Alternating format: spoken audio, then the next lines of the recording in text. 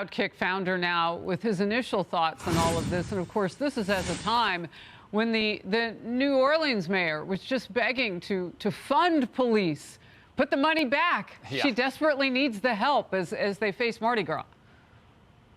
Yeah, there's no doubt. Look, Harris, thanks for having me on. This is, I believe, defund the police, the single dumbest political argument of the 21st century, and I'm not sure there was a close second. And what it was part and parcel of was a destruction of legitimacy for law enforcement all over this country. And our entire culture basically supported this idea. Look, the George Floyd incident was awful. All police are not perfect. Some commit crimes. When that occurs, police who are criminals should be prosecuted, as they were in Minneapolis. But what we allowed to happen, Harris, was we painted with a broad brush and created this idea that all police were the equivalent of what happened in Minneapolis and that none of them were worthy of respect. And this is a natural outgrowth of that fact. What we need, I've been arguing this for a long time, if you look at every police shooting, Harris, whether it's justified or unjustified, do you know what they almost all have in common?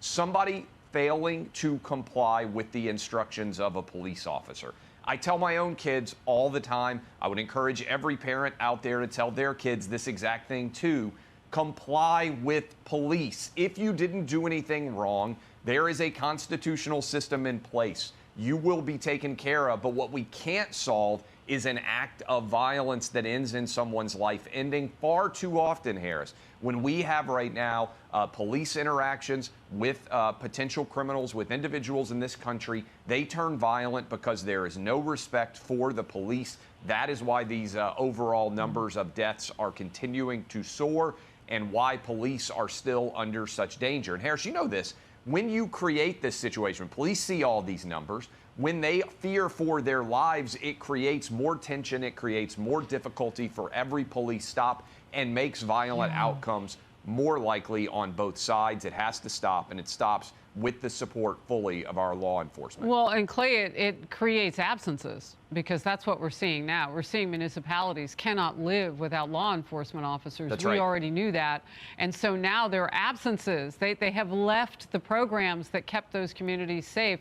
Can you get them back? I pray for the ones who are dying. We have an uptick here in New York City of suicides among cops. I mean, it's tough. Our rhetoric has got to change. All right, let's get to this.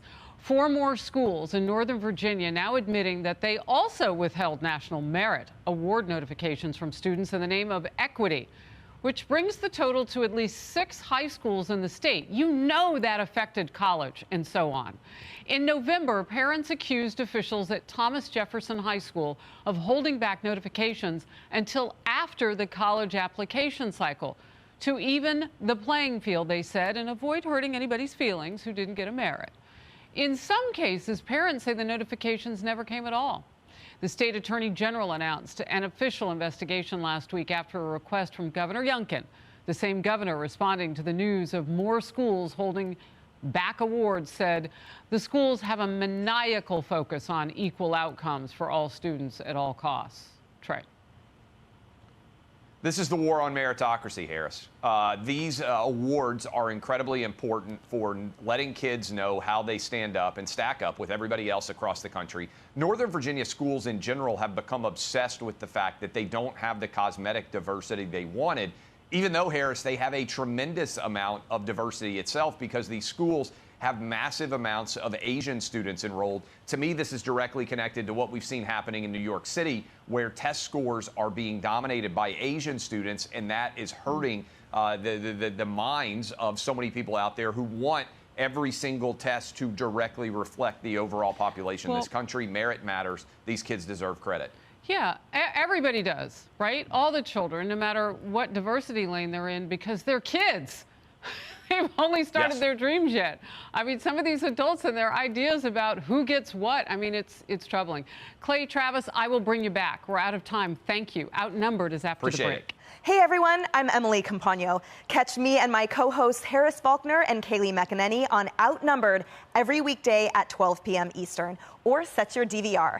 Also, don't forget to subscribe to the Fox News YouTube page for daily highlights.